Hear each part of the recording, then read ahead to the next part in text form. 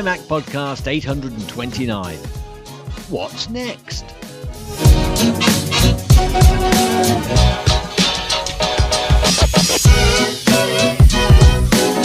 And welcome everyone to this week's podcast. Now, Gaz, after all the buzz about the M1 Max, does it feel like a bit of a letdown right now? I mean, sure, there's Christhannakwanzmas and all, but it's like we're waiting for the other gingerbread shoe to fall. Maybe, just maybe, no, it wasn't about your hair. Just maybe, Apple might have one more surprise in their retail stocking to round out the dumpster fire that's been 2020. And here's the thing. Today is, what is the date today? The 5th. The 5th. So we have 21 days left in this year. And it needs to go away. And actually, I have 21 days left in this year. In this year. 21 days. I have it the 26th. I have a quick. You're right. It's 26 days left. Yes, that's better. Maths are hard. I've got a quick guy's tip for you. It's probably more relevant to you and people in the UK than it is to us. There's a couple of commercials for this dating service called Match.com. I don't know if you've heard about this. I have heard of Match.com. Okay. Yes. Ryan Reynolds. Do you know who Ryan Reynolds is? I know Ryan Reynolds is, yes. Okay. Yes. He has created these commercials. Was he the Deadpool? Yes. Yeah. Yes. Yeah. He's created these commercials for Match.com where it shows Satan. He's in hell and he's looking all bored and he's like, oh, what am I going to do today? Then he gets a ding on his phone and he looks and it's a match from Match.com and it's the year 2020. So they meet. And it's just, it's just this girl and they meet under a bridge and he's got like the long horns and everything. And he's like 2020. And she's like, oh, just call me 2020. And they go off and they have all these adventures. They're at a football stadium that has WTF at the end of both of the goals. They have a shot of her running out of a bathroom with like her arms filled with toilet paper. She's stolen all the toilet paper. It's so. Anyway, just look up Satan in 2020 on the YouTubes, and I'm sure you'll find it. I'll do. Can't now. Do you want to? Now, when I talk about what I'm about to talk about, it may take a while, even though I have very little actually written. It's probably going to take a while. So why don't you go first? Okay. All right. So before I get into whether or not I've dipped my toe into the M1 water, I wanted to say that I had an odd issue with Mrs. Gaz's phone. She found that she couldn't use Touch ID, Guy. It just wasn't working, Guy. It just wasn't working. We tried cleaning the sensor. Yeah, we tried adding a new fingerprint into it, but we still had an issue.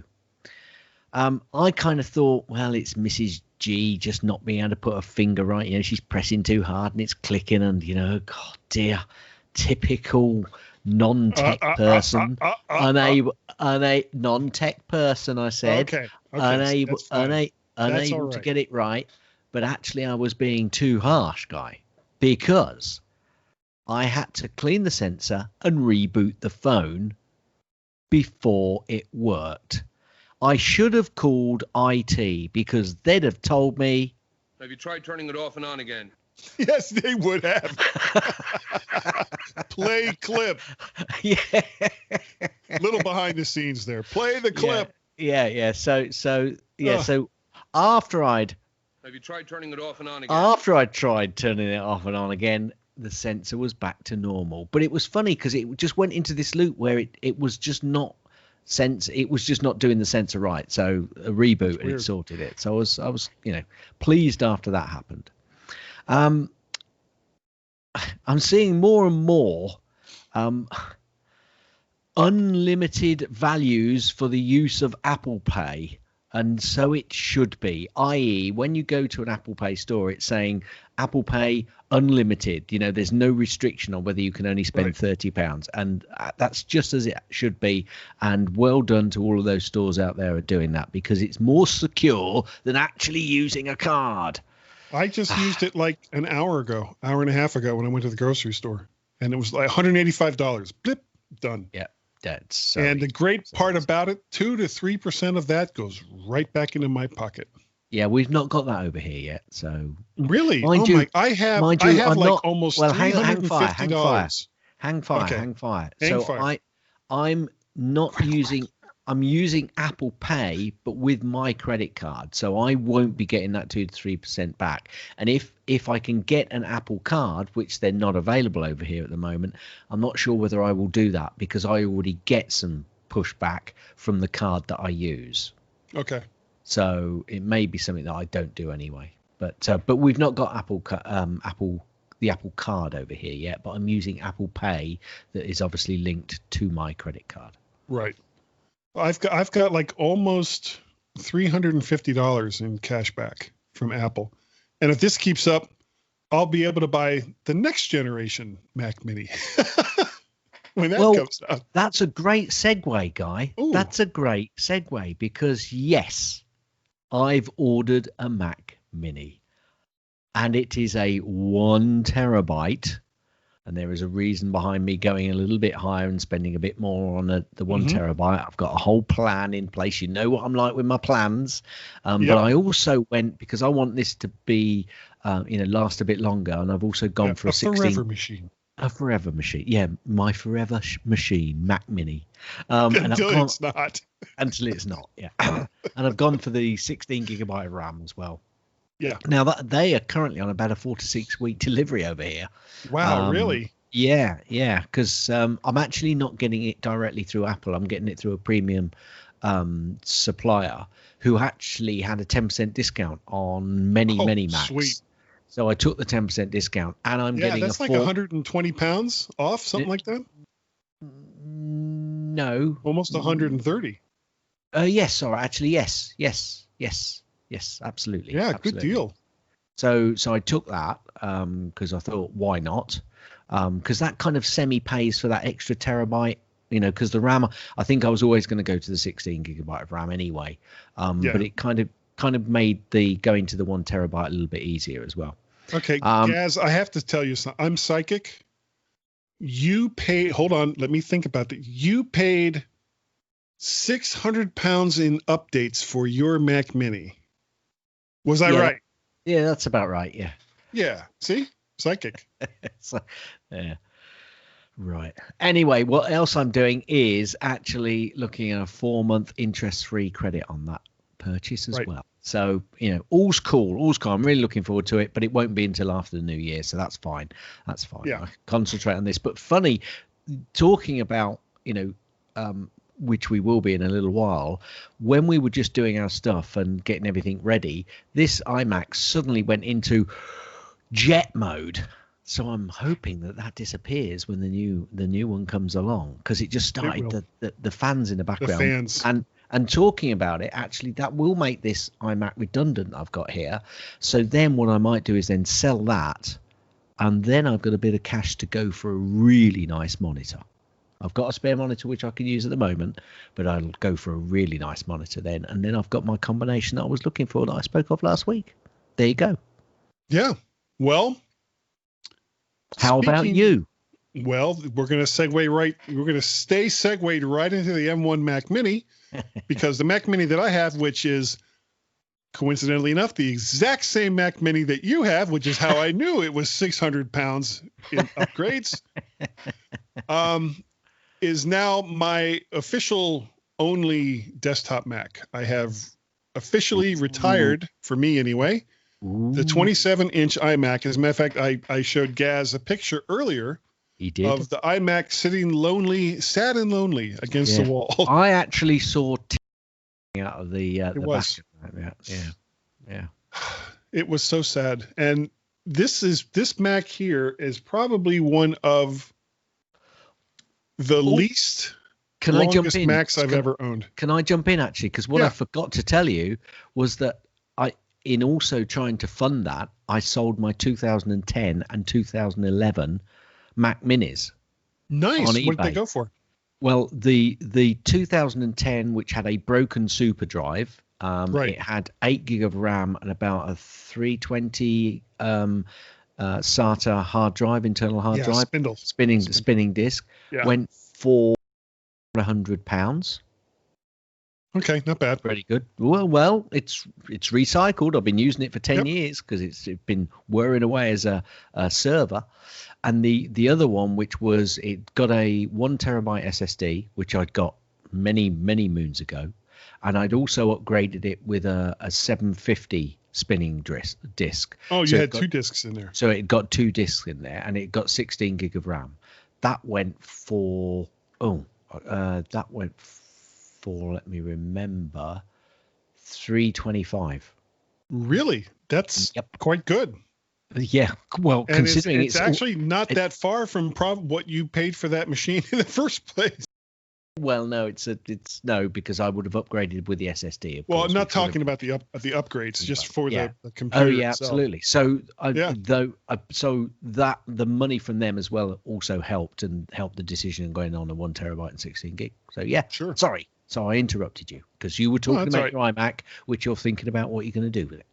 Yeah, there are actually 2 people in my life that could use a free or nearly free, depending on which one of them takes it, a 27-inch iMac. Tracy, my wife Tracy, is still using, it's a 2013 13-inch MacBook Pro. And it's fine. I've maxed the RAM and it's got an SSD.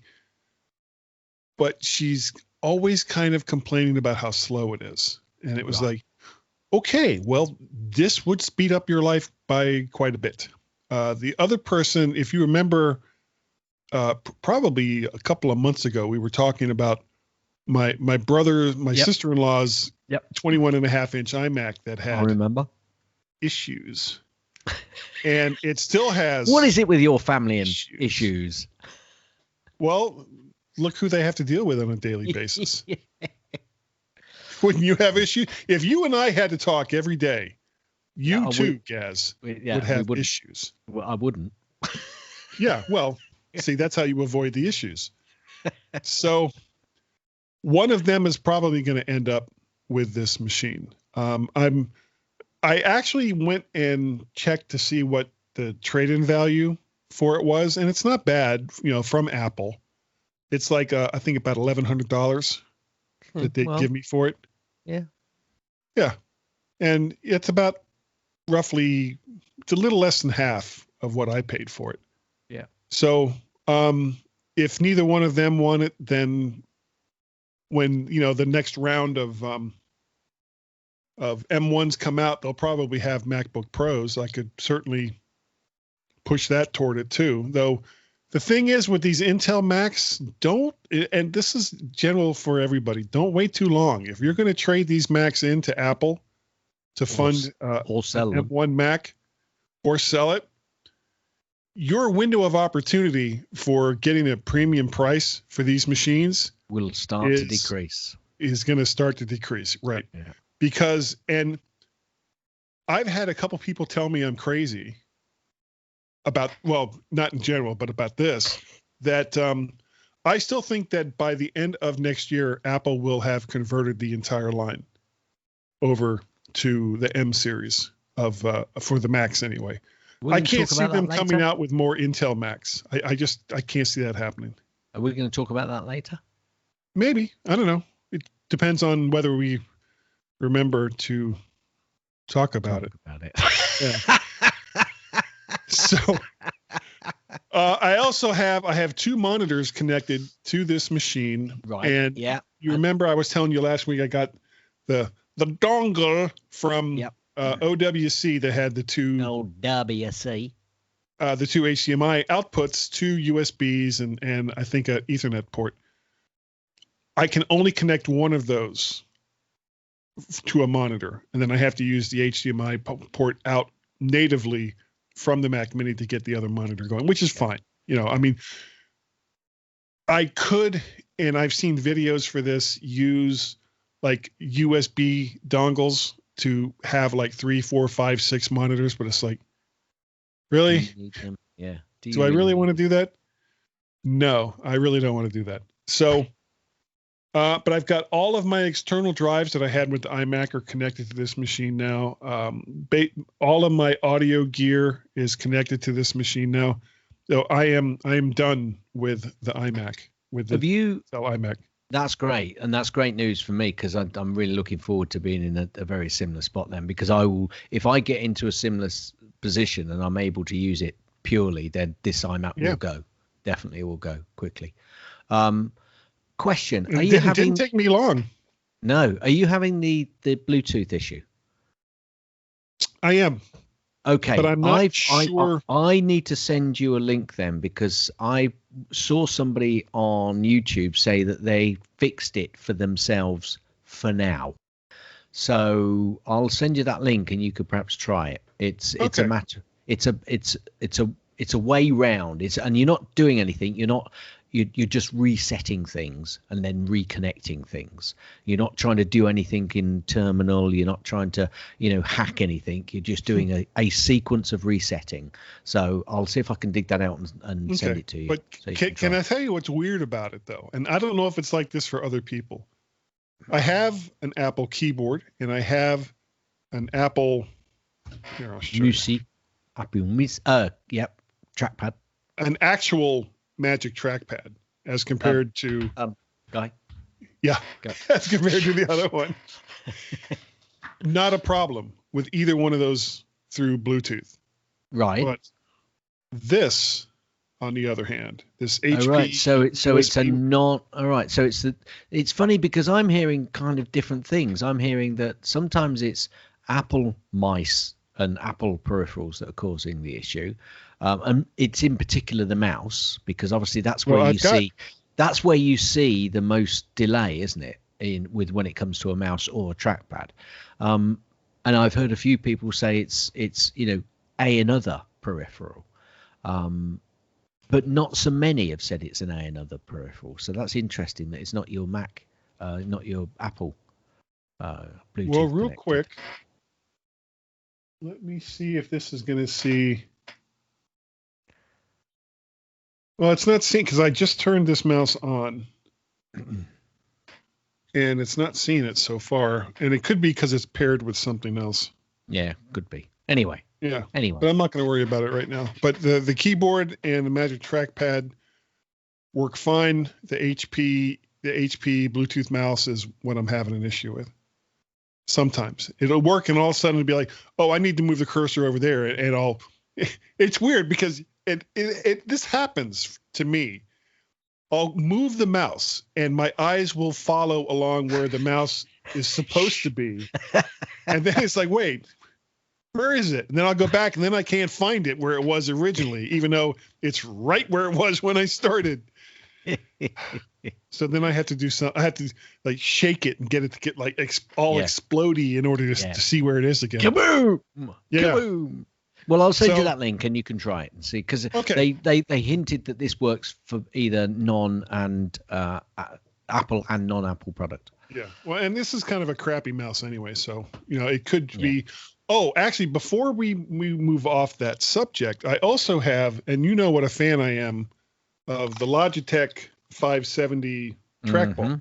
Mm-hmm. Cannot get this thing to work with the M1 at all. And at all, and with either through Bluetooth or with the little Logitech unifying dongle. And there's a problem.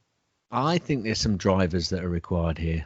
I really Logitech do think is dropping the ball on this. I think they're the problem.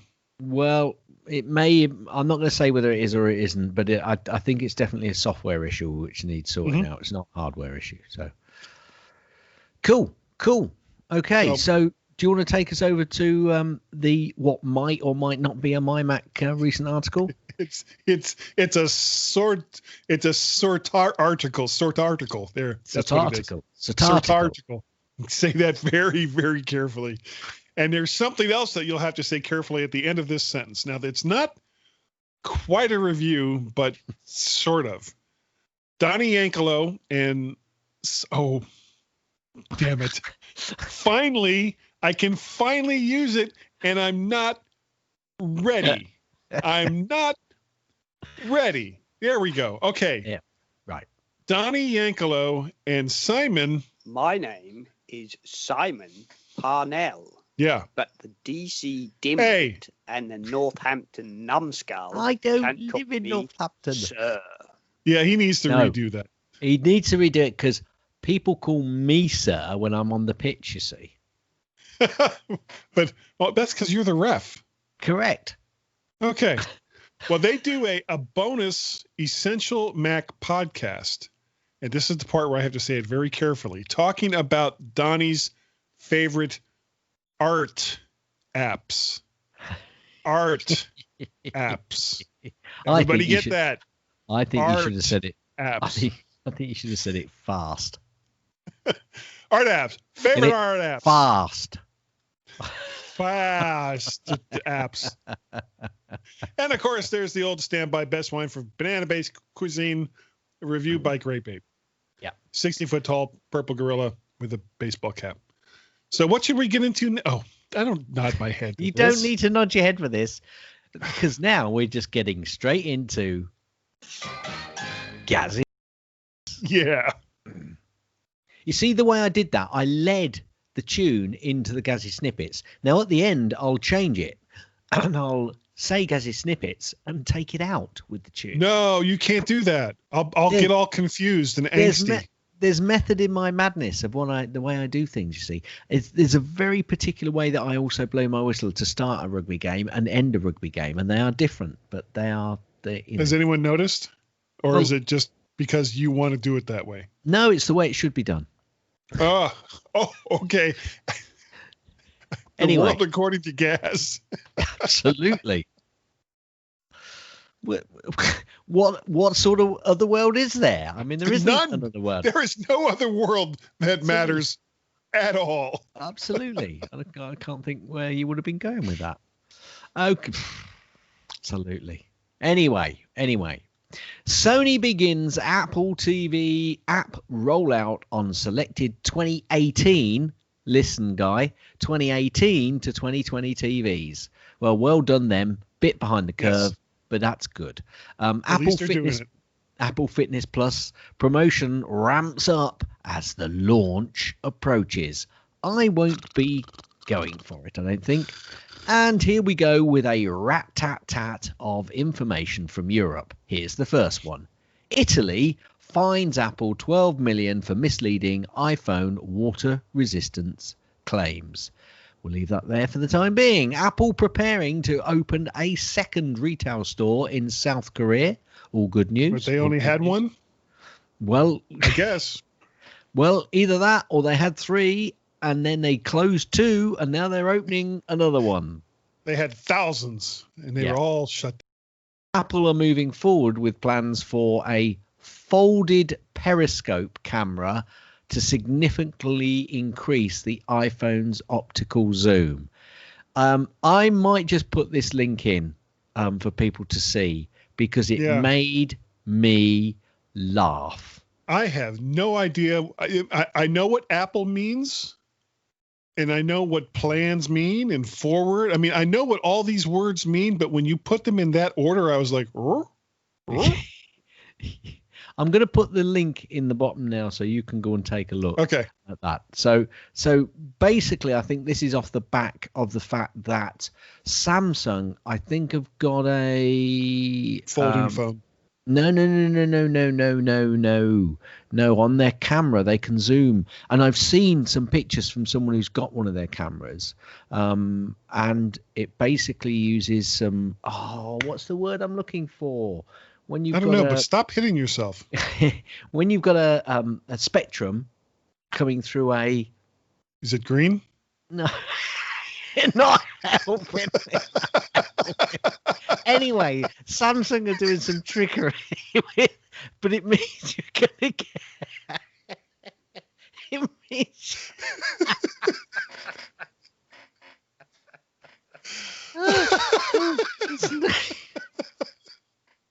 I'm never going to be able to remember it now. You see, this is why we get in trouble with this show, because these things pop into my head. The trick that Samsung is doing is making the focal length or the focal lens at the front further away, because obviously that gives you more zoom capabilities. But Right. I've just lost it now completely. Anyway, Apple One is marked as expired for some customers, and other billing issues emerge as the 30-day trial ends. I can assure you that Carl had several, I say it again, several billing errors from Apple over this, and he was just slapping his head as I was just a minute or two ago. M1 Mac Mini quickly launches Apple to #1 in Japan desktop PC market. That, I think, is quite significant, Guy. Yeah, do you remember we were talking about this last week, that Apple was going to sell as many of these, especially early on, that they can possibly make? And I almost said, these were the words that were almost just out of my mouth. Whoever it is that's in charge of the supply chain at Apple needs to get production ramped up. Who could it be that deals with supply chain at Apple? Well, he doesn't anymore. If you're thinking Mr. Cook, he used to. I know, but it was just those words as they were coming out of my mouth was like, really? Really? You're going to say that? Those are the words you're going to say. I think it's a fair statement to make. Okay. Right. Okay. So Apple hires a former venture capitalist and Robin Hood VP for App Store discovery role. More words that I understand, but don't get in context. Okay. So Apple has hired Josh Ellman, a former venture capitalist at Greylock Partners, to work on the App Store with a specific focus on app discovery. Ellman announced his new role on Twitter earlier in the week, saying that he's excited to build ways to help over 1 billion customers and millions of developers connect. So basically, he's going to create a different search engine. Yeah, or not only that, but just do something about the terrible UI. Well, yeah, of the App Store. Yeah, it isn't. You know, that's what makes discovery so hard. It's like, oh, well, here's some games. How many games are there? 6, and it's always the same ones. Yeah. Always. Yeah, I tend to do my searching for iOS apps outside of the iOS app. Yeah, it's just a bit silly. And then grab a link, and it takes you into the store right to where it is. Yeah. But you probably never would have found it if it had been like, I want an application that does XYZ. So you put that in there and you get nothing. Yeah, it is pretty poor. It is poor. Yeah. So apparently, bidding started last week for an exceptional Apple One with original box signed by Woz, and the bidding started apparently at $50,000. I don't know what the bidding ended at, because I don't know whether the bidding has actually completed yet, but there you go. It's kind of coming. Probably, I'm gonna guess in the neighborhood of $250,000. Do you think? Yeah, I've seen like we've had stories about. You've given me research now, because next week, if I don't see a follow up, I'm gonna have to go searching for it, aren't I? Thanks. Hey, it's what I do. Yeah, you're good at it. Nearly half of US Apple retail stores have switched to express storefronts. Well, since they've closed them down for customers, what else were they going to do? Absolutely. Apple shares have risen on the Loop Capital upgrade. Now, I'm not quite sure what that was. So Apple shares wrote down an upgrade from Loop Capital. Oh, so Loop Capital are analysts. There you go. So those analysts have probably increased the value. Now, I've been getting very few, intraday highs Apple ending on, but I think that's same for a lot of organizations. I think they mostly just got tired of saying the same thing over and over again. I think you're probably right. Apple sets a new record for their share price today. Sorry, again, yesterday. 5 minutes ago. Yeah. Upcoming Apple TV Plus show Surface to star Gugu Mbatha Raw. That's not a real name. Apple reseller in Switzerland. Yes, it is. Apple reseller in Switzerland suggests. You said it and then you realized what you'd said, didn't you? No. I said it for the for the fun of it. He's actually, you said it I for think the he was comedic in, value. You said it for the comedic value. I think he was in Avengers Endgame. Apple reseller in Switzerland suggests MagSafe Duo charger launch on December 21st. Huh? Didn't they already have one? That's what I thought. Are they talking about that? Oh, wait, no. You know what? There's a new one that's been kind of leaked with the one for the watch. It kind of pops up a little bit. I thought that was already out, though. It's super expensive, and I can't picture why anyone would buy it other than to say, I've got the iPhone MagSafe Duo Charger, and you don't. Is that a Swiss accent? That's exactly how they would say it, just like that. Is that a Swiss... McGoo, you've done it again. That's definitely a Swiss accent there. Yeah. Certainly better than other accents that I do. You just moved on now. I prefer the other accent. I have. Developer Hector Martin has announced a Patreon funding for bringing native Linux Macs guy. Could be good. Could be good. Perhaps they ought to do a Patreon funding page for Windows. Apple developers are now able to natively run Mac OS within the AWS with Amazon EC2 Mac instances. I was hoping you could help me out with this one. An AWS reInvent kicks off. Amazon Web Services today announced a new Mac instances for Amazon Elastic Compute Cloud, allowing AWS customers to run on-demand Mac OS workloads in the AWS cloud for the first time. There you go. Right. So they don't actually need to have a Mac in order to do these things. They can do it virtually within AWS.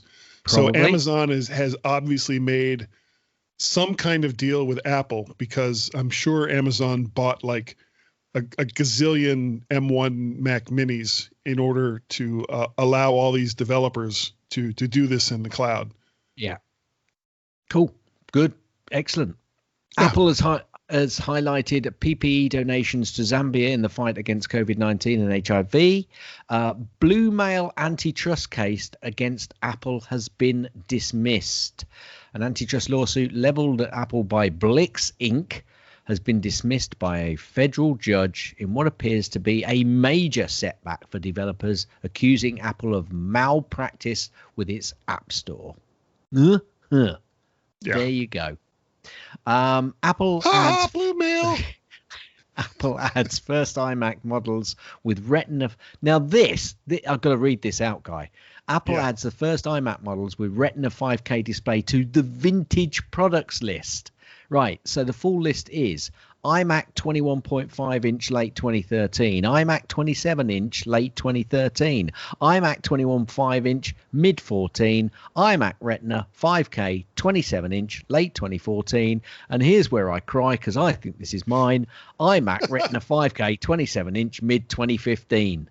Have all gone onto the vintage list. Vintage! Just, blow off the cobwebs, you'll be fine. Thanks. Apple, now I've got Apple Inks deal. Oh, I see. I wish they wouldn't put capital letters at some of these wordings. Really kind of throws you. Get angry. Apple inks a deal for the English/Spanish comedy Acapulco. Apple is I don't know. Yeah. Okay. So are they like speaking Spanglish? Spanglish with subtitles underneath that alternate between Spanish and English. It's probably an English comedy set in Spain. Kind of like Faulty Towers. Huh? No. Well, you had the bellboy / waiter, Raul. Wasn't that his name? Manuel. Okay. Yeah. And he used to do everything himself. He did it manually. Oh dear. Okay, all right. I'm moving on because I've still got a load. I didn't think I'd have this many this week, but I've got a load still. Apple has released a tool for calibrating Apple Pro Display XDR. And for $5,000 freaking dollars, they should have had it when it first came out. I'm saying no more. Apple are donating $1 to the Red Global Fund for every purchase made at its store with Apple Pay. I was thinking, Apple donates $1. That's the end of the story right there. Yeah. Apple donating $1. There you go. Here's $1. Go away. Apple presents App Store Best 2020 winners. Now, I don't have a single one of those apps. Yeah, so I'm just going to go through them quickly, if I can. So the best apps of 2020: the iPhone App of the Year, Wake Out. I think it's a fitness app. iPad App of the Year, Zoom. Really? Okay, I got really? That. Yeah, but that's not App of the Year. That was We Have to Use This App of the Year. Mac App of the Year, Fantastical. I used to have it, don't have it anymore. It's okay. Yeah, I think it got quite expensive though. But the Apple TV App of the Year is Disney Plus.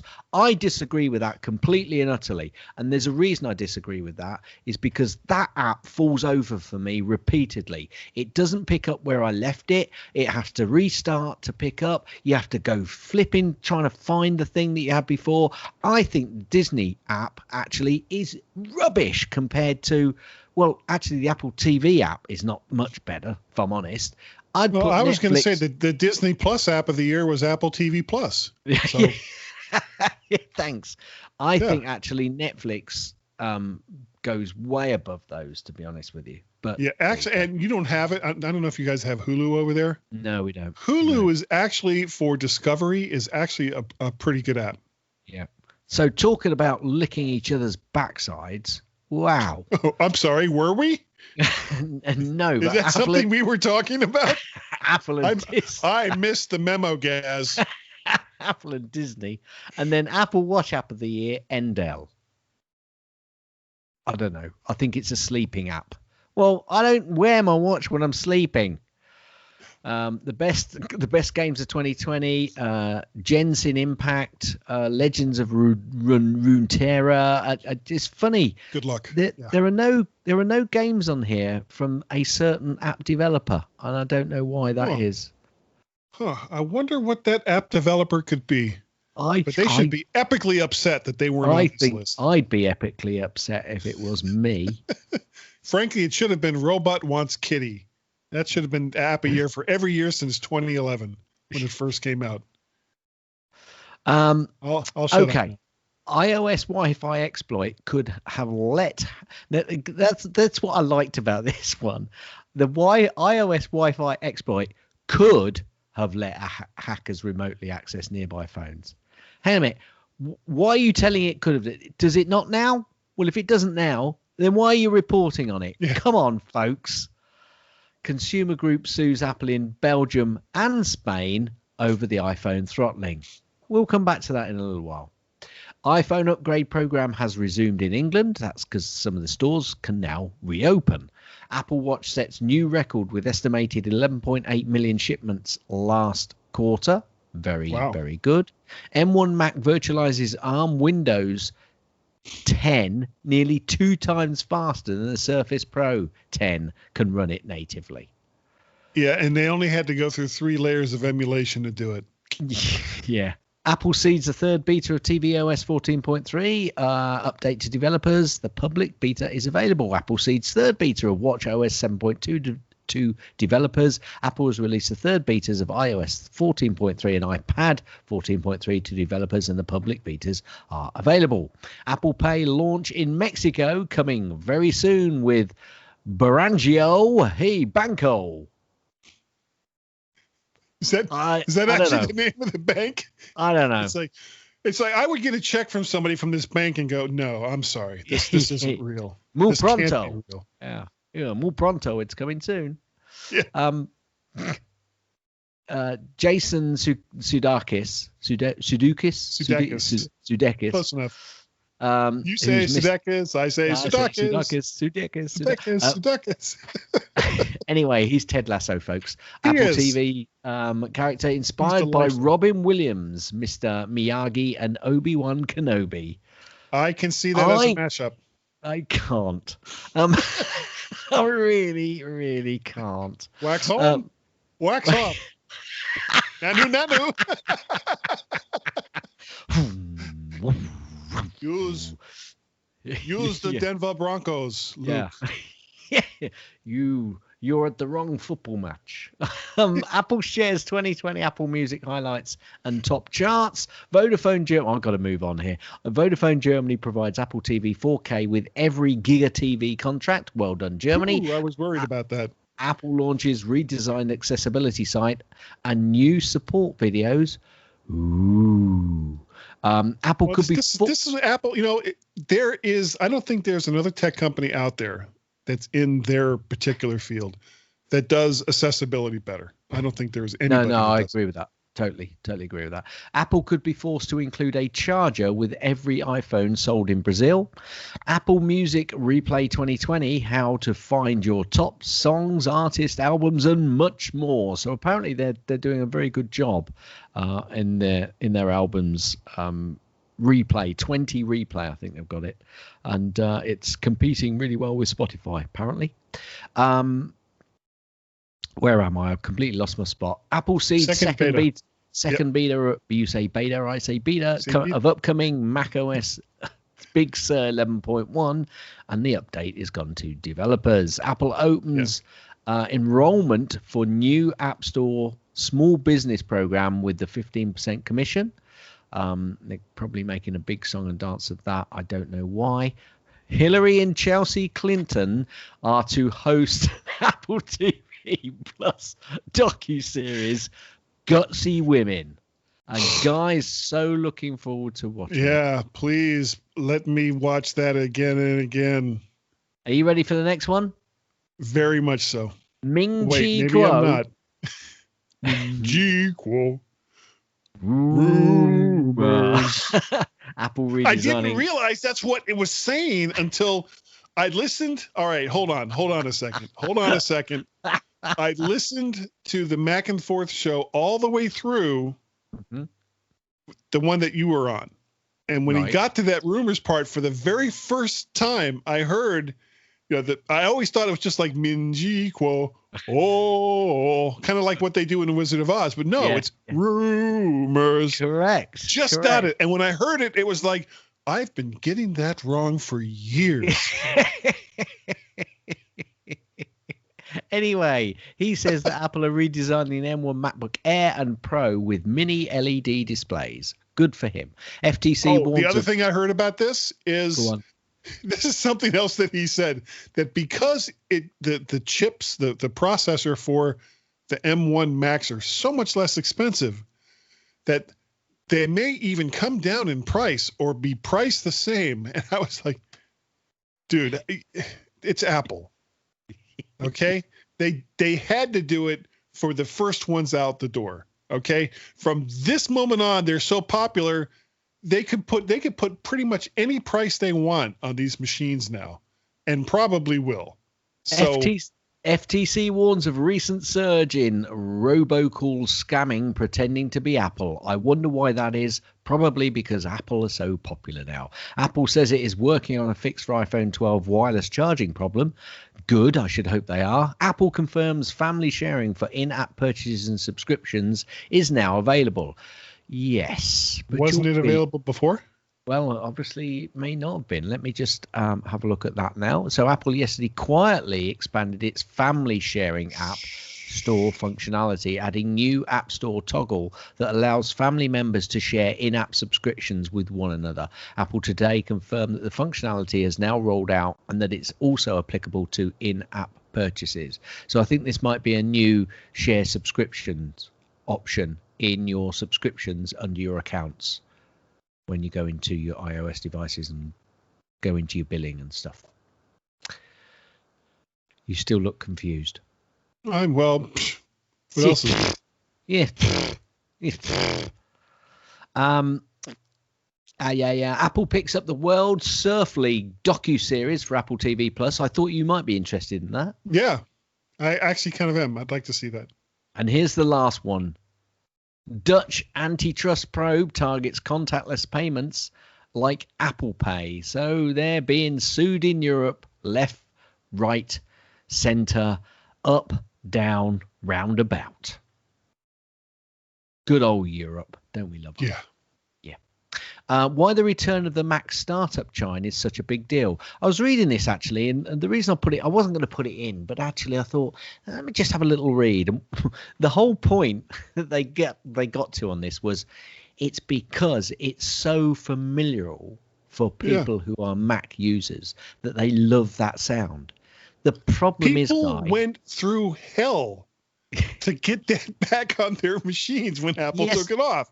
But it's funny because I always wanted to turn it down, because the problem with it was it always used to go boom and wake the whole neighborhood up. Yeah, that's the point. No. So I always had to turn it off. Anyway, it's because of that. That's why it's such a big deal. For no other reason that people like it. Yeah. Apple has launched an iPhone 11 display module replacement program. Yeah, okay. I love this, for free. Well, shouldn't they? Okay. A small percentage of iPhone 11 units have suffered from touch issues. Apple says it's swapping out their displays for free as part of a new replacement program. In its announcement, the tech giant admits that the screens on the iPhone 11s manufactured basically below their normal standard quality. So there you go. Cool. Good.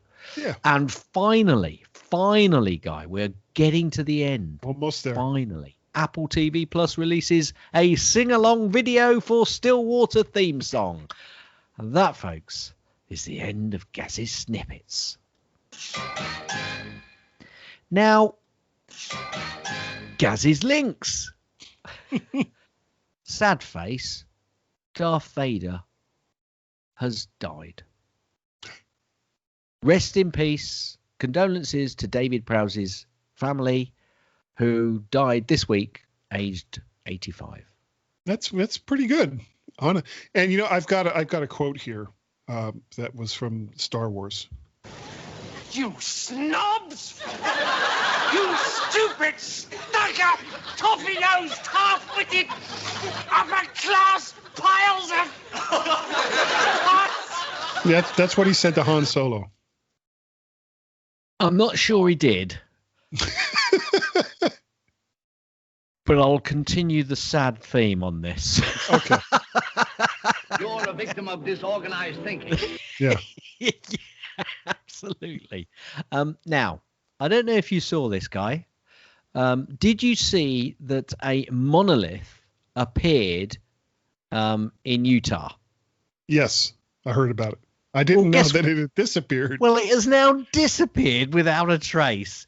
The funny thing was, there was a tweet that said from Southwest Airlines saying, "Sorry, y'all, we needed it back because it had numbers on the top and the bottom." So I thought it was quite funny that it had mysteriously appeared and now it's mysteriously disappeared. So yeah, and I was going to say that the weird thing was, just before it disappeared, all people heard was, "I'm sorry, Dave, I can't do that," and then it was gone. It was gone, and that's the end of Gaz's links. I haven't got a brain. Nope. Only straw. Only straw. Anyway, I think, shall I take us out? Because I need take to get us out, Gaz. I need to get a drink, actually. Okay, everybody.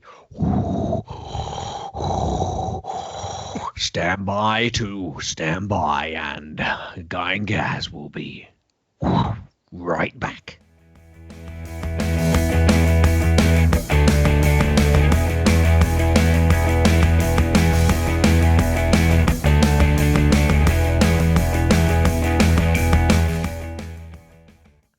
And welcome back to the MyMac.com podcast, where we have spent this time in between the segments having drinks and talking about things that will never, ever, ever be in any after show ever, Gaz.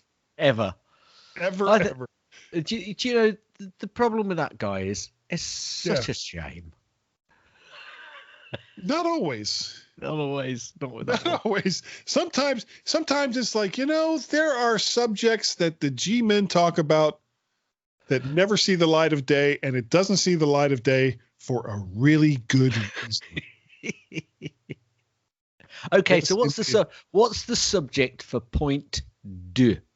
Okay, for point deux. As much as we loathe analysts who pontificate about what's definitely coming next for Apple, the G-men, that's Gaz and myself, we freely admit that we have no idea what's down the pike pipe, but we'll talk about it anyway. And that's funny all by itself. Well, when I read that, I thought, doesn't he mean pipe rather than pike? Oh, I'm sure there were pipes involved in the creation of this show. Some pikes. Many, many, many pipes. Yeah. Anyway. Not so much pikes, but pipes. So, I mean, literally all I really wanted to talk about was some of the things that Apple does that maybe haven't been updated in a while, and where the two of us think that Apple is going to go next with them. Well, luckily, I'll bring this up straight away. I remembered what it was that we were going to bring up. Phew. You remembered. And it was talking about Intel Macs. Yes. So that's what we were going to break, because I thought it would be good to have that in this section as well. But I know that this section was really about the new stuff that could be coming. Well, not the new old stuff. Or the old new stuff. No, it'd be new old stuff, wouldn't it? Yeah, it would be new old stuff. But we can talk about it because it's new, or could be new. But it's old. But yeah, it's still old. All right, well, let's start with that. With all the success that Apple has had, we don't have any of this written down. This is, unfortunately for everyone, this is going to be completely off the cuff. You knew where I was going, and that should frighten the hell out of you, Gaz. All right. That's the second time today. All right. So with all the success that Apple has been having with the M series of processors and these three, I mean, I don't even know how to describe the kind of just utter craziness of how big these first three initial machines have been. And I never would have guessed that it would have been like this. No. Do you believe that they'll go back and release any new Intel Macs before putting out the next version of the M1 Macs? I can't believe that they will. I think the clamor now from this point forward for new updated Macs that haven't been yet updated to the M series, whatever that M series silicon chip is going to be, I think the clamor now for them to get them out, even though there's still a lot of software that isn't yet ready, there's a lot of software which is already now ready, which wasn't a week ago. It's not going to take those developers long to realize that they need to get onto this bus pretty damn quick. Yeah, or leave the market, because that's because really people will move. Seeing that other programs are able to do it, unless they're really entrenched in a business as usual process with a particular application, which happens. Totally. MS Office. Sorry, pardon me. But I think I'm not sure now whether actually they're playing a bit of a coy one here, possibly, and could also play a wait and see game. But I think that wait and see game has proved to them that they need to get a move on now with, Macs, iMacs, Mac Pros, MacBook Pros.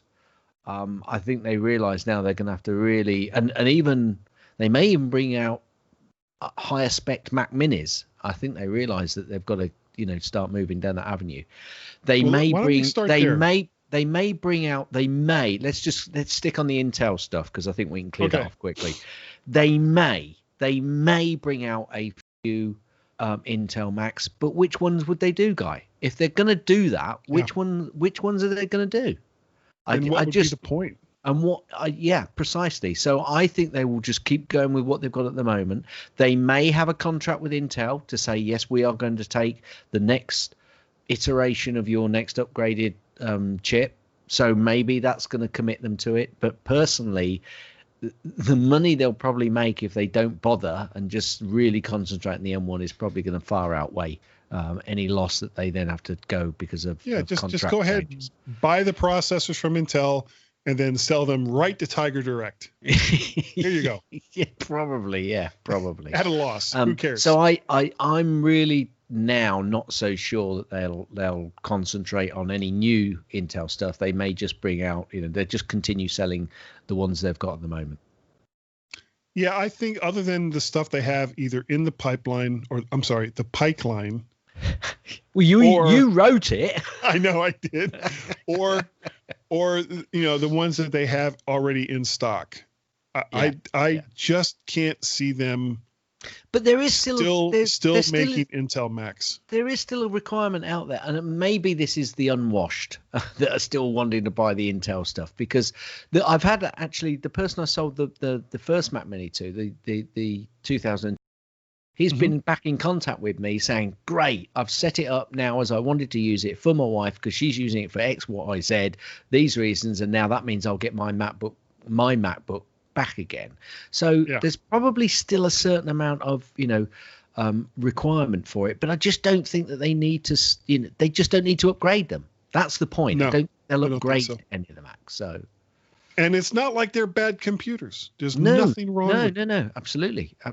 Because some of them, people have, what's annoyed me a little bit about, can we dwell on this story a little bit? What's annoyed me a little bit about all of these reviews that people are putting through on YouTube, they've gone from being absolutely crazy in love with these machines and to the point where they're now going, yes, but actually it can't do this multi-processor threading, and it's really struggling on doing this. It's only, half a nanosecond slower now. It's slower, half a nanosecond slower than the Intel version. It's not really quite as good as perhaps that's because it's the cheap end of the range. They're forgetting to tell you that actually these are low-end Macs.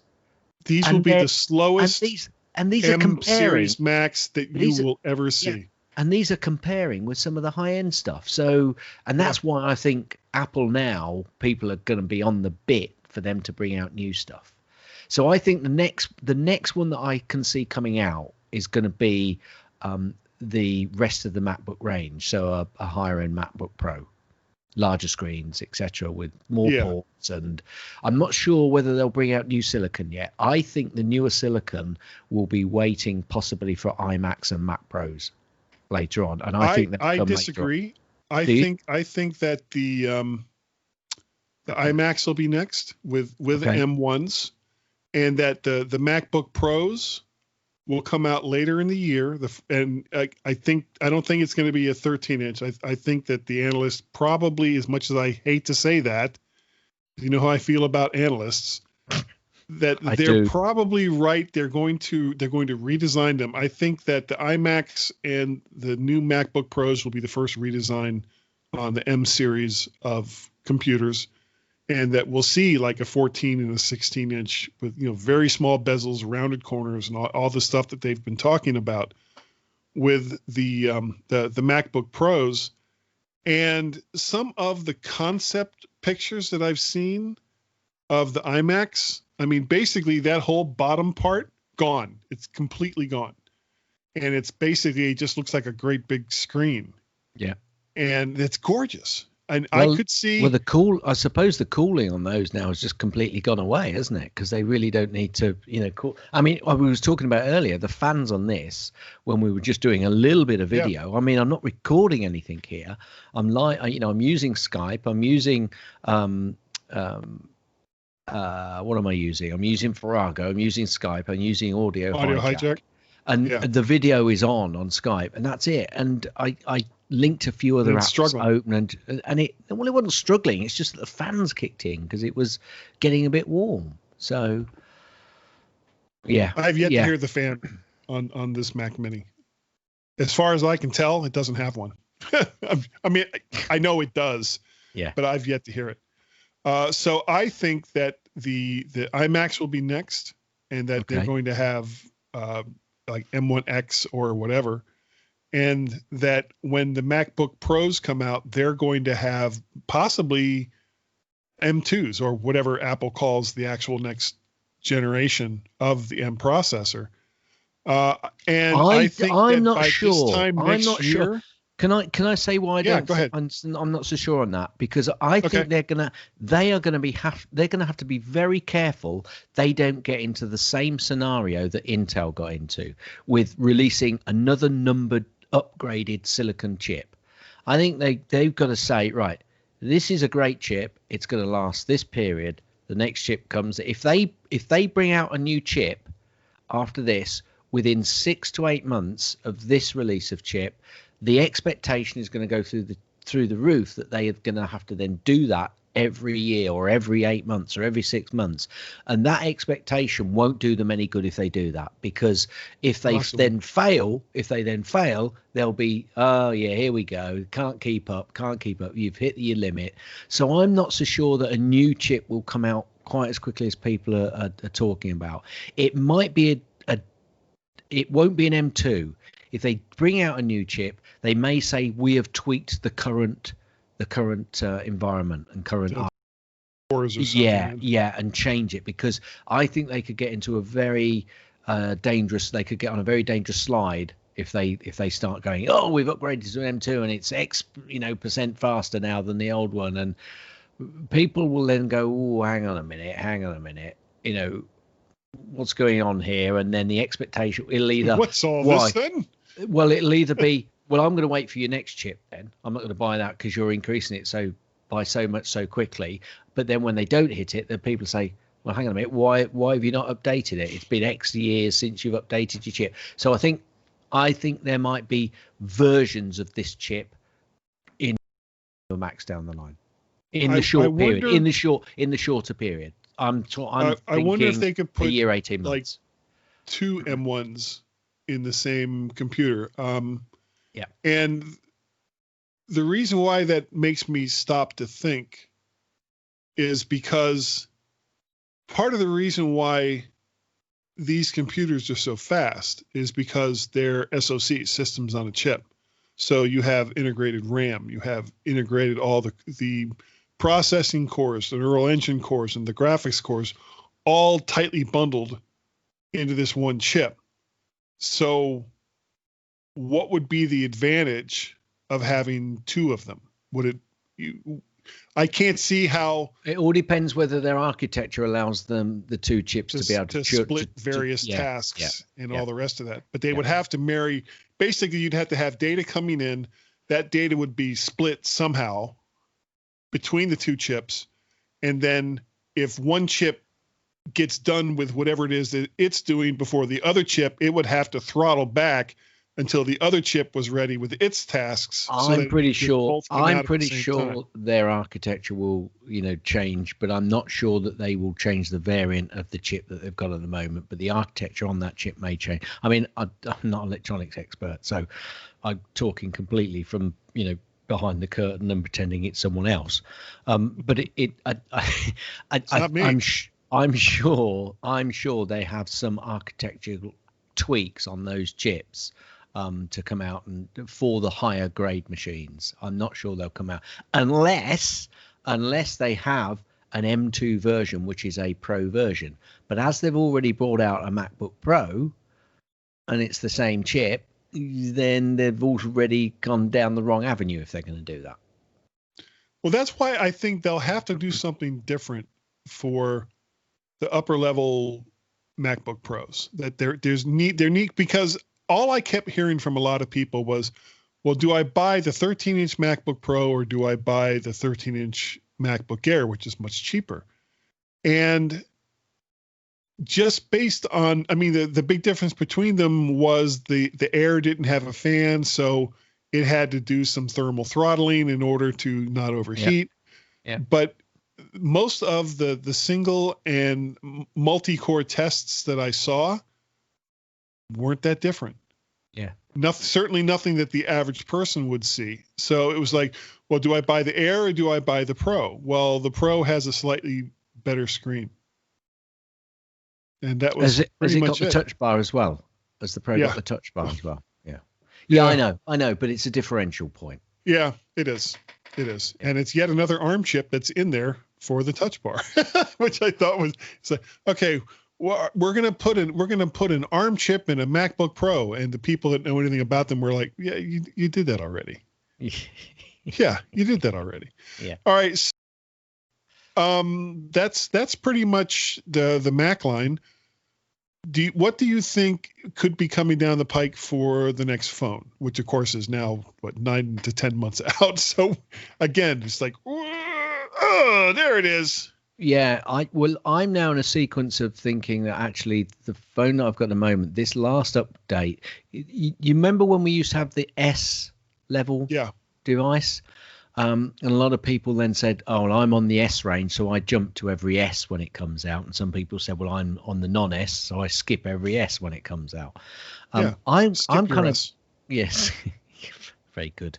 I'm kind of in that world now where the update to the 12 wasn't enough for me to move from this 11. Yeah. And so I'm kind of waiting for the 13 to come out. Now, for me, they've got to start doing some more magic with the cameras for me personally, for it to be something which entices me to get the next level. And not just for the Pro line. Yeah, correct. For the whole range. Needs to be for the whole range. There needs to be something on, the regular person's iPhone, as far as a better camera goes, that will allow them to look at their Series 10 or Series 11 phone and go, wow, this well, the 10 phone, this iPhone 13 is just leaps and bounds above what I had before. My daughter, obviously, we pass our phones down, and my daughter's got the 10R, and she loves it. And I must admit, that was a favorite phone of mine. I do like this 11, but I'm not as in love with it as I was with that 10R. So, for me, it's got to be about the camera. It's got to be a much better camera. And I went from the 6S to the 6 Plus to the 8 Plus. And that was actually a pretty good leap as far as cameras and as far as the screen and it's just general usability of the phone. And I kept that phone for like 3 years before I got the SE.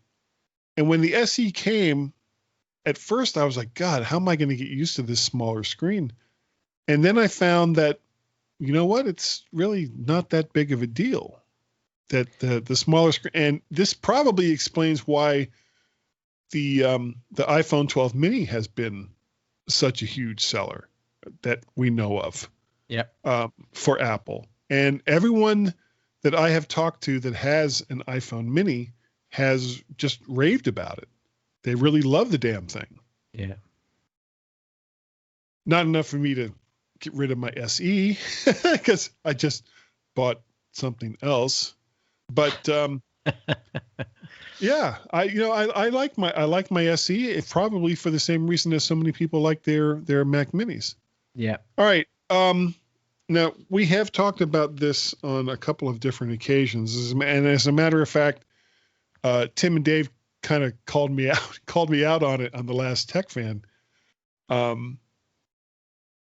Basically, I was saying for a while that I felt the Mac was going to disappear and that the iPhone was going to become people's only computer.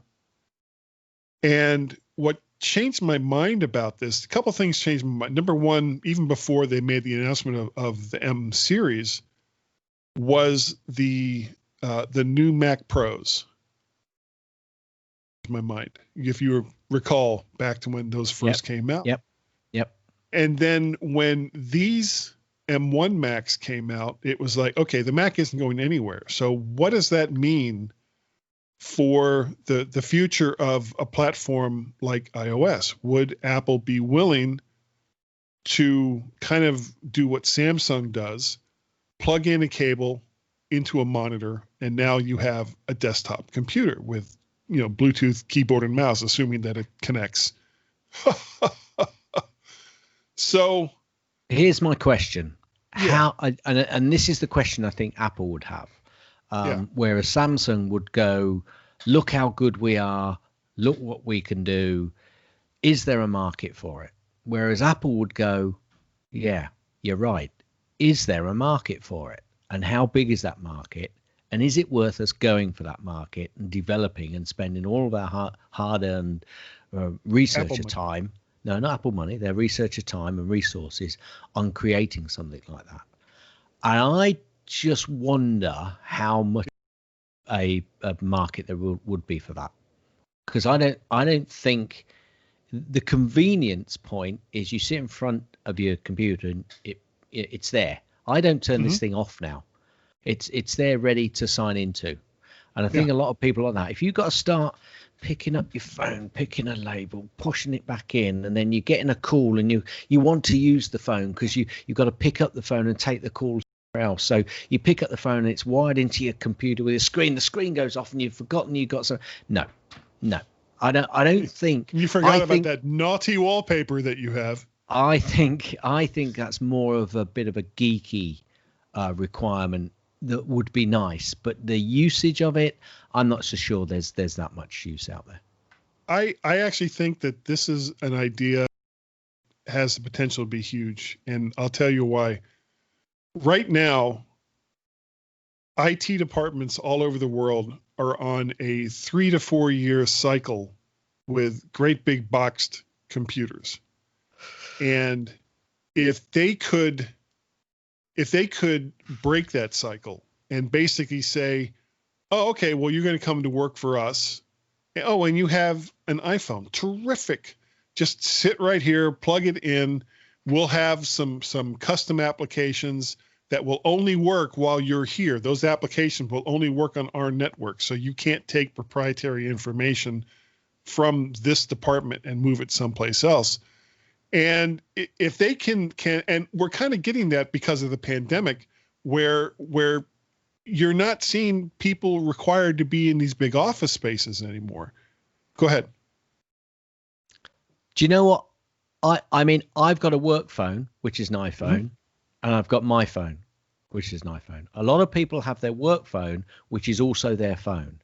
If that is what's going to happen, they will then leave it plugged in at work and then walk away and think, great, that can stay there. That's my computer. I'm not going to be taking calls. The computer is still at work, plugged into the screen, ready for me when I get back in tomorrow. So again, I know where you're coming from, but there would be a world of hurt in getting people used to that scenario. I really wonder how much. Now for you and me, and I kind of loathe to say it like this. We're the dinosaurs. We're the ones that have been around from the very beginning when computers first started, and we were all like, whoa, look at this, what we can do with these computers. And now most people just assume when they get an office position that they're going to have a computer and it's going to have all these applications, and the company will expect you to be prolific on this application or that application, whatever it is but what you're missing there, Guy, I is miss lots of things. The point I made there was, for a lot of people, that phone is their phone. Right. If work encourages them to do that, they will then want to buy their own phone, which means they will then not discard, but they will deem that phone to be their computer for work, and it will then just be put to one side. So you're going to have the same scenario, in so much as IT departments have now got to make sure they've got secure areas for the phones, because people are just leaving them on the desk all the time because they don't want to be taking that with them because it's their computer. I'm not sure. I just think that, and also it restricts the ability you've got, because our company is now stopping us from making what's it when you link your phone, a personal hotspot. When you're trying to create, they've stopped that because obviously of the cost. Well, if I've got a phone that can't do a personal hotspotting, loads of people use that. and they really find that useful. And that is not dinosaur. That is newer stuff that people, use that for. All the time I hear my kids going, "Oh yeah, I just use my personal hotspot and got it working that way." And I mean, I do it as well. I'm sure you do it. But if you've got a company that's trying to cut costs, those are the sorts of things that are going to be cutting back on again. So then they'll go, "Oh, it's my work computer. It can stay there." Maybe. Yeah. You're right. Maybe I'm a dinosaur as well, and that's not how it would go. Because I get it. I totally get it. It makes sense. I'm not saying it doesn't make sense. I'm not saying it's a great idea. I just don't think it will actually end up being quite as efficient and smooth as people here's like. And here's the thing, and we'll move on to something else. iPads. Maybe iPads. No, but that's 6 of one, half dozen of another, whether it's an iPad or an iPhone. When you look at the only company that is kind of doing this right now is Samsung with DeX. Yeah. And it hasn't exactly been setting the world on fire. But there's a reason for that, because Samsung doesn't control the whole widget. Samsung controls their part of the hardware, and whatever foo-foo nonsense that they put in to Google's Android OS to make it look more like this is something that Samsung has done as compared to something that Huawei has done, or how many different companies that make Android phones, Bob's Bait Fish and Android Phone Shop. So Apple, because they control both the hardware and the software, would be able to implement something like this in a way that Samsung couldn't unless they moved to their own operating system, the always rumored Tizen that they bought 15 years ago and then didn't do anything with it. Yeah. So could someone other than Apple do something like this? Sure, but not with the current conditions as the mobile market stands right now. So moving on to iPads. Now, iPads are this weird hybrid device that is kind of almost like the Twilight Zone, where it's stuck between being a mobile device and a desktop computer. And of course, my favorite my favorite commercial with the little girl in the backyard going, "What's a computer?" You can tell by the tone of my voice that I really love that commercial. So the iPad, I guess, could become people's only computer. And I've certainly pushed how much an iPad can do myself, going back, 8-9 years ago at Macworld. Yep. But it's still that device that isn't quite desktop, isn't quite mobile, and it's just, unless Apple decides to make some major changes with how the iPad works, and they seem to kind of be going in that direction with the iPad OS. I don't know what the future for the iPad will be. It's almost like, if things go the way I think that they're going to, where the phone becomes your main computer, where does that leave something like the iPad? Well, that's where your big mistake is. I don't think that the phone will become your main. I think your phone won't become your main computer, whereas the the iPad rather, is prime to do that job. Absolutely prime. Maybe. So all those IT departments will say, right, you're not getting a computer, desktop. You're going to get a screen, but you're going to link it up to this and hand over iPads. Not phones, but iPads. Yeah, but I mean, that's basically, it's running the same operating system. It's a hair's bit of difference between them. There's a massive amount of difference, because the iPad, you can walk away and still continue. Big. No, it's not. It's not, Guy. It's yay big versus yay big. And that is massive when you're going around doing meetings and having and liaising with people in the office. Absolutely massive. But it's because of the size of the screen, though. But you've got your computing power with you. You can walk around the office and do that. And you can take it home and still do that. You don't have to have a screen at home. You've got the screen in front of you. It's the iPad. It's there. So I think I totally get what you're saying on the phone and about linking it up, but I think it's the wrong device for that. I think that's where the iPad kicks in. To your second point, that's where I think the actual iPad has a future, definitely. Okay. Well, basically you're wrong and I'm right. So we're going to move on. I'm kidding. Mostly. Let's talk about services. So yeah. Apple comes out with the what are they calling it? The Apple Plus, Apple One, with all of these bundled services with iCloud storage and Apple TV and all the rest of the things that they're including. Yeah. And it's great for what it is. Do you think that there could be anything else that they could include in this? I would love to see Apple enter the cellular space. And I think it will be something linked to health services in some manner or other. I don't think they'll enter the cellular services because that is such a segmented market in every different country. They can that properly in one environment.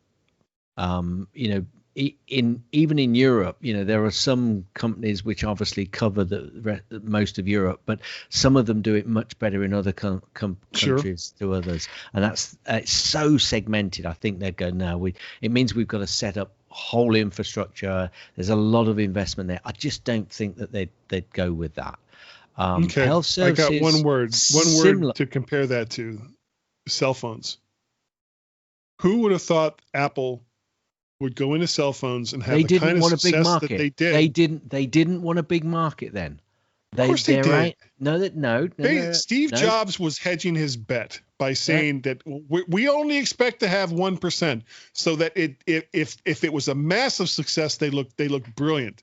And if they only get that 1%, they can sit there and say, oh, well, okay, well, that's what we said we were going to get. It's one device that they can sell the same device around the world with network. Yeah. It ain't. It's different everywhere. It's the thing that's different, the infrastructure itself is not that dissimilar. Everyone is pretty much going to with 5G and whatever they call it in the future, 6G out in a fit of originality. But it's all kind of based on GSM technology. Shall I tell you why they won't do it? The difference is the frequencies. No, shall I tell you why they won't do it? It's got nothing to do with the technology. It's got nothing to do with all of those. It has got to do with fragmentation. And then if they bring it all together with the phone, it then becomes a monopoly. Because they will be tying you into our whole process, and I think that will be the biggest downside to going through that process. Yeah, and if you think about, because you're buying such a massive amount of service at the moment, it can be sold separately. Whereas if they do that, it's just monopolistic, and it would. I would fear for Apple then if they did that. You're on the right track. Yeah. Whereas everyone right now is saying to me, no, that's not going to do it. Yeah. Well, you could be right, but I just think there's so many things, and then when you throw the monopolistic thing in, which just strikes me as well, we'll see. Yeah. Well, it's going to happen with the Apple TV. Guess what, Guy? Guy? We don't get paid to do this, and we don't earn any money on it. And guess what? We've occasionally been wrong before. What? I don't think so. I'm never wrong. I'm just not always correct. Awesome. Yeah, exactly. All right. I think what else in there could we talk about? I don't think there's really anything else that's significant that's left. So we're going to move on over. If you'll agree with me, and I can find it because so far I can't. Do you want me to do it? No, I got it. I finally got it. Would you, sir, please your head. Hit it. Gaz's tips. Mostly. Gaz's tips. Mostly. Gaz's tips. It's time for Gaz's tip. Right. This is a more of a general tip, if I'm honest, Guy, but actually it's based around sharing of photos, because I bet most of the people, when they hit that little share button on a photo or a selection of photos, they then go through their contacts, which is the first one, pick the person and send it to them, or then they might airdrop, or they might send the messages, which is your second layer.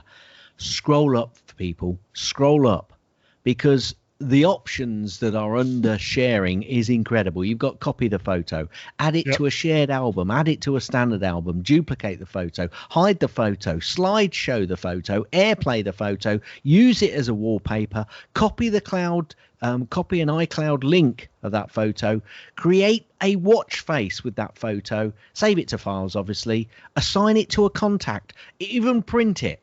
And then also, if you've got applications which are built into your phone which use photos like Camera Plus, LumaFusion, it will actually ask you if you want to send it to those applications. Keep scrolling when you hit share. Don't just print. There are many, many options in there that make your life easy when you're sharing a photo or doing something with a photo in iOS. Yep. Scroll up for the mystery tour. Scroll up for the mystery tour. Scroll up. I'm nodding my head. Hit it. That's the end of Gaz's tips. That's the end of Gaz's tips. That's the end of Gaz's tips. Is that the end of the tip? Will you let me finish? Gaz's tips. Gaz, you are absolutely right. And Paul McCartney has his lawyers on the phone as we speak. So I don't think he does when he heard it. No, I don't think. No. I'm sure Paul McCartney listens to the G-Men on the MyMac.com. Oh yeah, he does. He does. But what else does he have to do? He listened to the singing there. No, that's not worth it. Yeah, they're just a couple of goofs. So you have a pick. I've got a pick. Oh my goodness! I've got a pick. Wow. I've been looking for a half decent storage application, i.e. to understand what files I've got, how much they're taking up. And I looked at a few fairly good ones which were free, but then I saw, I think this must have been on promotion, Guy, because I got it for $4.99 over here, and currently I think it's $9.99 or £9.99 here in the UK, but it's Daisy Disk. If you see it on offer, I know that there's a pack, an application pack, which comes with this, but that's like $60 or something. You get loads of other applications, and I'm never always that happy with those. But this one, I saw it for $4.99 and I bought it, and I've been using it a lot. Daisy Disk. So basically it comes up and it scans your drive. You have to give it permission, scans your drive, and then it comes up with like a pie chart, scales out. So you've got different layers of pie, and it shows you the biggest file and then up to the next file. And you can just go straight to you can right click on the options and you can preview it, show in Finder, open in Terminal. And I've been using it, and I have cleared literally by finding some rubbish that I've had on my drive. I think probably hundreds of gigabytes I've cleaned up and got rid of, because I realized actually I was just saving that for a rainy day, and it sat there and I hid it away and I couldn't see it. I opened up Daisy Disk and went, what on earth is that taking up all my hard drive space? So yeah, Daisy Disk, or there are many others out there, but I quite liked it, and I got it for cheap, $4.99. I'm not sure I would have recommended it at $9.99 if I'm honest, but at $4.99, yeah, it's worth it. Definitely worth it. Yeah, I wonder if that's what happened to Bells, something like that. It's like, oh, he hasn't listened to that in so long, he doesn't need that anymore. Flip, gone. And I'm looking at the description. No, this doesn't delete it automatically. I had to go in and go through, but I know. It's just, as soon as you started talking about it and I went and I saw the description for it, it was like, oh yeah, Bells. Still haven't found it. No, still haven't found it. You'll never find it. It's somewhere in this room, Gaz. It's not over in that computer there. It's not over there, because I've looked at that one. It's not on your M1. It's not on your M1. No. Because it's been, 2 years now that or maybe Yeah. longer, Yeah, since maybe they haven't not. been able to find it. But it's a quest at this point. I'll it's a quest. remake the damn thing if I have to. Quest. Gaz, What? I'm completely lost. If you would do a review for us, we would like you a lot. And I would send you something from my M1 Mac, which is known as a Woo T, big W, big O, big O, big T, little I, little E. And it is an amazing thing that you can only get right here from the G-Men on the mighty, mighty MyMac.com podcast. And speaking of which, if you would like to help me pay for bandwidth and microphones and M1 Mac Minis, all you have to do is go to patreon.com/MacParrot, coffee, ko-i.com/MacParrot. And or you can pay a pal at paypal.me/MacParrot. Gaz, if people want to to find it, didn't you? If people No, it was right there. You, it was right there. It's just I was preferring my version. It was good. It was really good. It's like custom. Custom. If people wanted to get a hold of you, how would they do it? Send an email to Gaz, G-A-Z, at mymac.com, or on the Twitters, twitter.com/Gazmaz, G-A-Z-M-A-Z, or both Guy and myself on the Twitters, twitter.com/Guy and Gaz, G-U-I, A-N-D, G-A-Z. Oh, of course. Excellent. You can do that on purpose. I do, yeah. You can also send an email to feedback@mymac.com. That's F-E-E-D-B-A-C-K. Now, I'm going to be very quick because I think we're probably running quite long. So we are. We're looking at nearly 1 hour, 50 minutes of pure gold. Pure gold. Gold. Yeah. Ready? Gold. Gold. Yeah. I like gold. So, now. You remember Guy? He's the guy. His name was Guy. No fooling. Guy. Guy? Guy's the one. If they wanted an email from Guy, how would they do it? Oh, ever so easy. Guy at mymac.com. You can find me on the Twitters. I am MacParrot and Vert Shark over there. Bird on the Twitters. And you can go on over to vertshark.com and see all the audios and the videos. You can subscribe to the Vert Shark playlist on the YouTubes, and they say you like, share, subscribe. Did you catch it the first time, Gaz? Like, share, subscribe. That's all you got to do. It's so easy. And what else? Bin. Oh, sorry?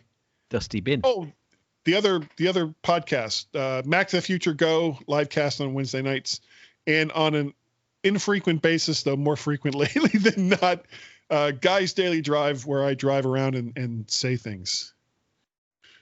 So, who wouldn't want that? So, what else? Thank you. Thank you all so very much for downloading and listening to this extra long MyMac.com podcast. We really, really do appreciate the fact that you have taken the time to do so. And Gaz, I think that we're good enough. Nope. Okay, well then we're definitely smart enough. So it's yay close. It's yay close to not being good enough. Yeah. And that doggone it woof, or what would be the opposite of woof? Foul. Foul, foul, foul. People like us. Eve Akamang Takrikariki. Oh. Alayis Araha Id Anawov Isi. That was the same last time, actually. Arata Anav Astisav Aita Akanag Gingerbread pig. Sot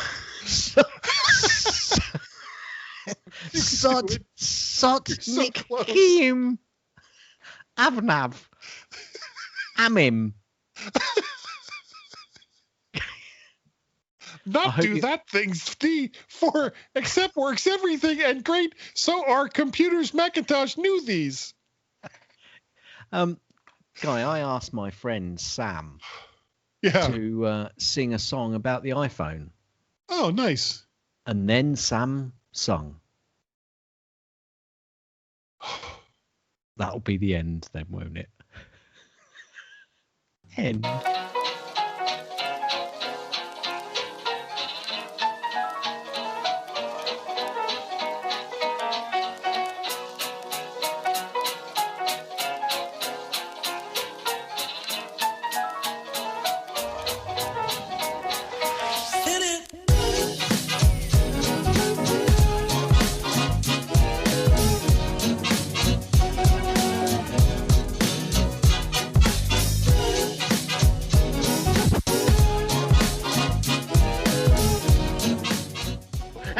So you can all go home and there's nothing to worry about. Get out of here now. Go on. Go on home and I go home.